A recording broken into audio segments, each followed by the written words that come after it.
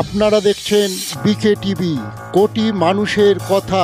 আজকের সংবাদ: তীব্র তাপপ্রবাহ ও এসডিজি অর্জনের লক্ষ্যে বাংলাদেশ ছাত্রলীগ রংপুর মহানগরের বৃক্ষরোপণ কর্মসূচি। তীব্র তাপপ্রবাহ ও এসডিজি অর্জনের লক্ষ্যে বাংলাদেশ ছাত্রলীগ রংপুর মহানগরের আয়োজনে বৃক্ষরোপণ কর্মসূচি পালন করা হয়।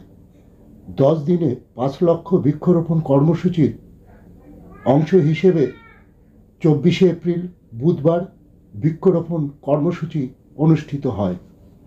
এ সময় উপস্থিত ছিলেন রংপুর মহানগর সভাপতি শাহজাহানুর ইসলাম সৌরভ, সহসভাপতি মেজবাহ উদ্দিন, সাধারণ সম্পাদক রিপন বাবু, সাংগঠনিক সম্পাদক সাদিয়া হক ফাহিম, ফয়সাল, ফেরদৌস আহমেদ সহ রংপুর মহানগর ছাত্রলীগের নেতা ও কর্মীগণ।